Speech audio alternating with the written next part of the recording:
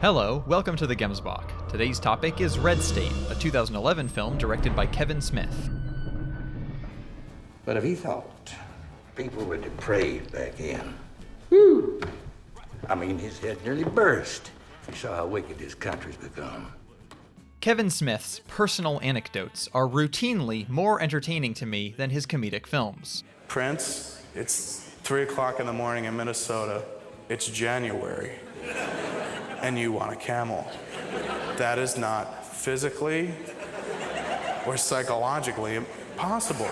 I like his attitude, and I like his perspective, but I usually don't like his writing.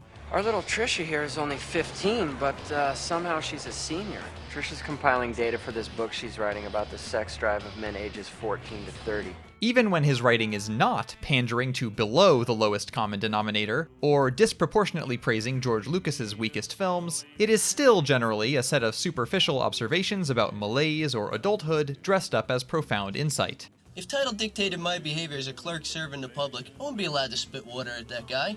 But I did. So my point is that people dictate their own behavior. Most of the time, of course, it doesn't even rise to that level of intellectual masquerade, as the comedy that dominates the majority of his projects, already edgy and lowbrow in its time, is in a style that has almost universally aged horribly. Catholic schoolgirls. Uniform's what does it for me. Smith has made romantic comedies like Chasing Amy and Mallrats that are neither romantic nor funny. If you were a car, what kind of car would you be? The kind you never dump your boyfriend in? And he has made action comedies like Cop Out and Dogma that are neither exciting nor funny. Maybe we should find out what got these hombres and so much hot salsa. But Red State, being by design in almost no measure comedic, is a curious case. It's the story of a group of teenagers run-in with a fanatical and violent Christian sect, and it is almost entirely unique among Smith's films. For one thing, unlike nearly every other Kevin Smith movie, it's quite good. It's tense, interesting, and there are only 2 or 3 minor actors who don't give excellent performances. Further, it is one of the minority of films in his filmography which do not take place in the meandering boredom of his so-called View Askewniverse, which is the cinematic universe that is forever plagued by the perennially unlikable character Jay and his preferable partner, Silent Bob. She's a slut. Bang. Red State could be construed as a clumsy attempt at either an action movie or a horror movie, but however you categorize it, it nevertheless succeeds as an engaging and worthwhile film. They could just arrest us. They could put us on trial, and then the Zionist media would make heroes out of them.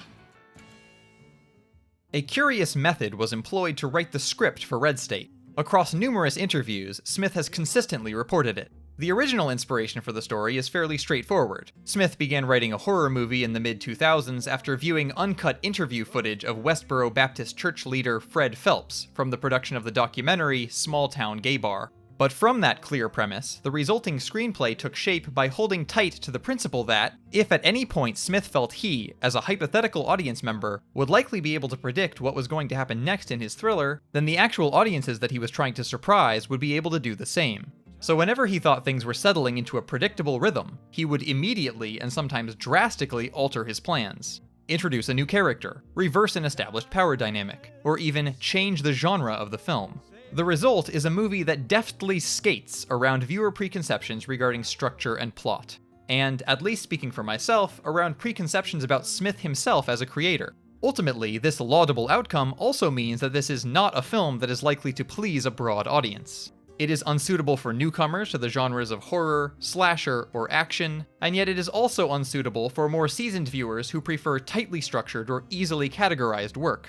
Speaking as someone who enjoys a broad array of both film genres and film structures, however, Red State is a delight. Now, Smith has been careful to emphasize the importance of the actors themselves to the final form of Red State, as he ceded to them an unusual amount of what would have otherwise been directorial control over their performances, and wrote the character of church patriarch Aben Cooper specifically with veteran actor Michael Parks in mind.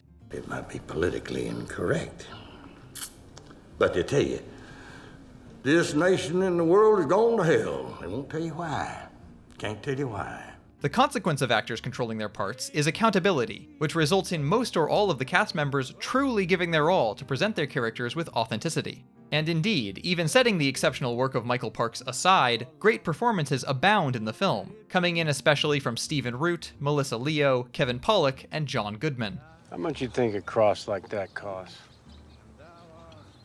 You mean in dollars or common sense? But Smith's influence as writer-director should not be downplayed too far, however tempting that may be. Many of the most interesting details of the film, after all, come from the writing, which comes across with a burn-after-reading-esque realistic irony. So we don't really know what anyone is after? Not really, sir. As in that Coen Brothers product, tropes are subverted, and traditional movie logic is the butt of some fairly dark absurdist comedy. Of course we're gonna kill him, Joe. We're gonna kill him with kindness. What seems at first like it will be a conventional slasher proffering preachy criticism of American evangelical Christian fundamentalists somehow also ends up being a discussion of post-9/11 governmental abuses of power. Smith's writing of the aforementioned fanatical cult leader character should also receive dedicated praise, as aspects of that character and his community have been confirmed as accurate and familiar by former members of the Westboro Baptist Church. That was just surreal. The stuff he was saying, the fact, he held up the flyer, the piece of paper. I mean, that is my grandfather to a T. Made this flyer this week, sent it out, put it on the fax machine, went out to everybody. God hates New Zealand. The consistency of the beliefs of the various characters with their actions lends just enough believability to the proceedings to keep the viewer disturbed. Rampant fornication, adultery, abortion, flagrant sexuality in every corner of media.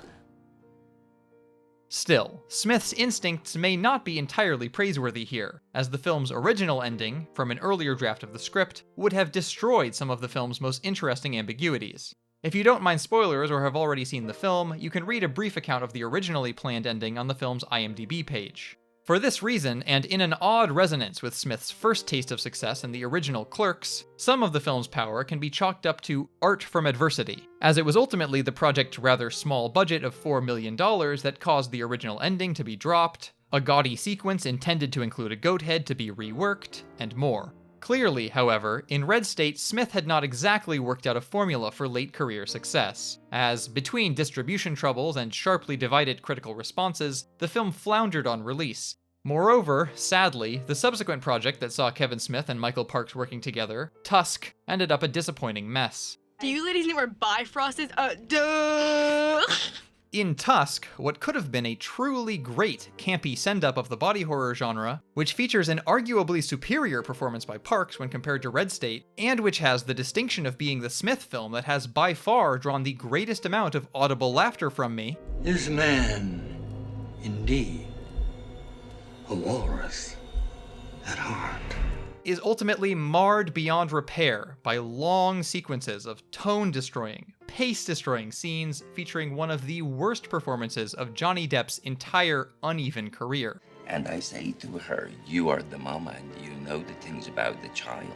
So, perhaps with Red State, everything just aligned well. Smith picked the right subject matter for unflinchingly dark absurdity, did a decent job with the writing, had any small errors corrected by genuine and professional actors, and faced budget constraints that prevented complete hamming up of the plot. It's a film that takes so many twists and turns that you would expect to end up lost, yet the scale of the film stays so small and grounded that the twists end up feeling like taking 4 consecutive left turns on an otherwise straight drive. You may detour through a number of unexpected neighborhoods, but you maintain a sense of forward momentum, and you reach a destination that feels appropriate. You get down on your knees and pray for God's forgiveness. When you get done with that, you take this, come join your family up front. I would like to close by clarifying that I do not think that Red State is some kind of staggeringly incredible movie, or that anyone should drop everything and go find a copy. It is not exceptional enough to make me question in puzzlement how the involved writer-director could possibly have produced it, as do some other films like M. Night Shyamalan's early masterpiece, The Sixth Sense. I certainly do not think it's as good a film as Burn After Reading, despite the vague similarities mentioned earlier. Red State is hindered by a few inelegant twitches towards Smith's trademark comedy in what is meant to be a serious movie, poorer performances by some of the younger actors, and an aimlessness through the lengthy climax scenes which harms those scenes' intended tension. It is, unfortunately, the middle third of the movie that includes the high point of the film's tension. Due to these issues, Red State would probably be one of the worst films in the career of a great writer-director. But instead, it seems to me to be far and away the best film in the career of Kevin Smith. It is interesting, entertaining, and mostly very well acted. If this matters to any of you, it was one of Quentin Tarantino's favorite films of 2011. And it is my favorite Kevin Smith movie, with a distant second-place tie going to the amateurish but commendable Clerks, and the deeply flawed but highly memorable Tusk. So, if you can stomach a lot of cynicism and a lot of blood, it is well worth a watch. You might take me children out now for the lessons, because it's gonna get grown up in here.